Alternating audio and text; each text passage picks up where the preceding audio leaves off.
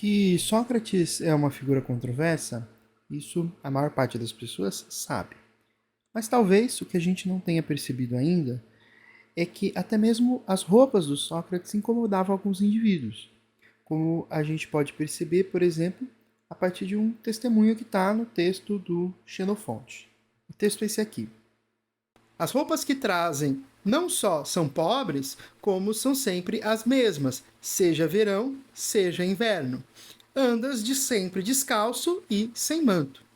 Ora, a gente não precisa nem ficar insistindo na tecla de como é ridículo ficar legislando sobre o corpo, sobre a vestimenta das outras pessoas, né? Mas, além dessa situação, né, surge uma dúvida.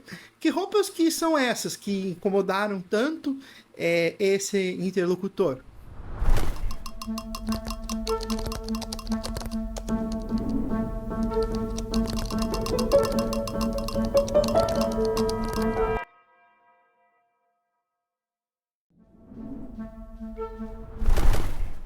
Olá, ser pensante, tudo bem? Eu sou o professor João Pedro e esse aqui é o meu canal, feito para pessoas como você que querem se aprofundar sobre diversos temas dentro da filosofia e do filosofar. Vamos pensar juntos? Para a gente responder a pergunta sobre quais eram as vestes de Sócrates e de seus contemporâneos, a gente precisa olhar com muita cautela as fontes históricas. Para isso, convém a gente retomar o texto original, em que a gente vai encontrar, então, o termo imation, tá?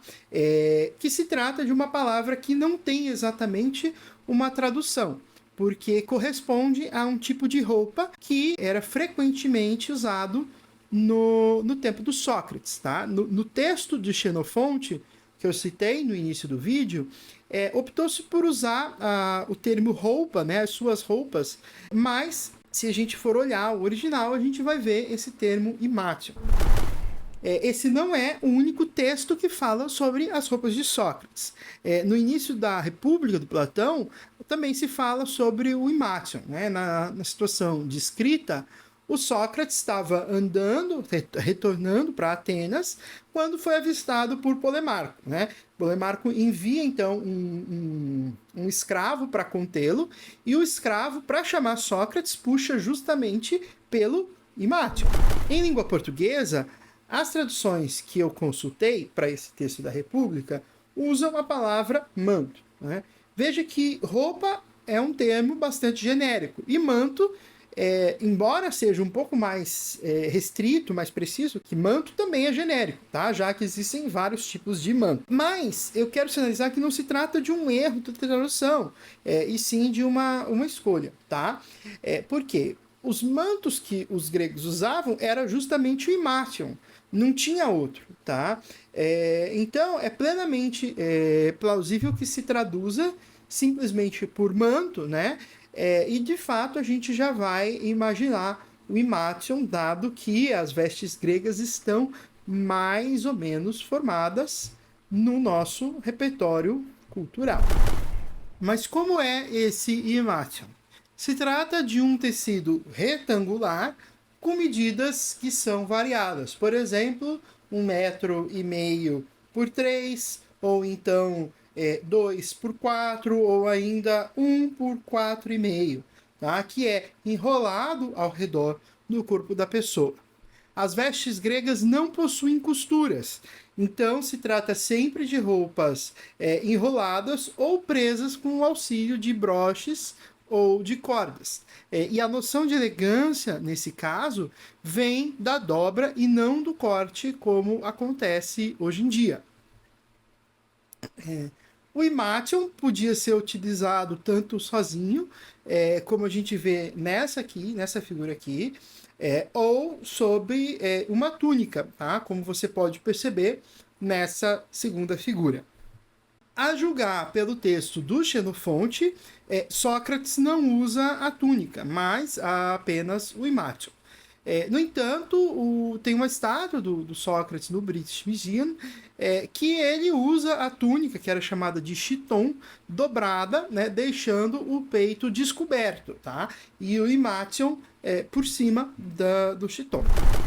Não há regra para o uso do Imatson, embora a Tortora e Eubanks, possivelmente atentos a essas esculturas, afirmem que a forma mais comum de usá-lo parece ser com o canto superior no ombro esquerdo, a maior parte do tecido enrolado nas costas e passado sob o braço direito, ou seja, pendurado no ombro esquerdo ou cruzado no braço esquerdo, tá? Mas na peça As Aves, Poseidon critica um deus bárbaro justamente porque ele está utilizando o manto no ombro esquerdo. Então a gente pode perceber que há controvérsias a respeito do uso do imático. E o tecido no tempo arcaico era lã. Na época clássica, que corresponde à época de Sócrates, Platão e Aristóteles, o linho passa a ser o tecido mais utilizado. E como a gente percebe nas imagens e nas esculturas, tá, esse tecido não é um tecido liso, é um tecido ornamentado. Né? O Brook conta que havia estratégias específicas para você mostrar esses ornamentos com o movimento, tá? Enfatizando então os padrões ornamentais da peça. E é importante a gente notar que, embora esses ornamentos fossem comuns no Imathion, os filósofos eram famosos por usar as vestes mais simples, tanto o chiton quanto o Imathion sem ornamentos e as sandálias, né, as mais básicas possíveis. Se esse conteúdo está sendo relevante para você, não se esquece de deixar o seu like, tá? Ele ajuda muito o YouTube a entender que esse conteúdo é relevante para mais pessoas aqui na plataforma. O seu like pode ajudar esse canal a crescer. E se você tiver alguma dúvida, comentário, sugestão, deixa na caixinha dos comentários aqui embaixo. A sua dúvida pode ser a dúvida de outra pessoa e mais, pode ser que ela vire um vídeo no futuro. O Imathion também faz a sua aparição no mundo romano. Só que por lá ele ganha um outro nome, que é o nome de Pallium. Era então uma roupa usada principalmente pelos pequenos aristocratas, pelas crianças na fase escolar, tá? E também pelos seus tutores, que muitas vezes eram gregos. Aqui a gente tem uma imagem de um jovem utilizando, né, o Pallium. O uso do Pallium, então, ele está sempre associado ao mundo da filosofia e da educação. O imperador Juliano, que tem 2 títulos, né? O Juliano, o filósofo, ou Juliano, o apóstata, isso porque os cristãos criticaram muito Juliano por conta da sua perseguição aos cristãos, ele se faz retratar muitas vezes com o Imathion ou o Pallium, né, associando então a sua imagem à imagem de filósofo. E também o Tertuliano, que adianta de alguma maneira o movimento monástico, ele abandona o uso da toga, que na época já era considerada muito incômoda, e passa a vestir o pallium, sinalizando então uma adesão, uma procura por um estilo de vida mais austero, mais concentrado, embora no meio do mundo. Se faz notar que no mundo grego o Imathion era tão importante para os gregos quanto no mundo romano é a toga, tá? Mas quais são as diferenças que existem entre a toga e o Imathion? São a mesma coisa? Não. O Imathion, no mundo romano, vira pallium e não toga. Toga é uma veste diferente, que tem uma origem na Tebena etrusca, que é esta imagem aqui, e eu havia comentado que o tecido do Imathion era retangular. Na Tebena etrusca, esse é um tecido circular.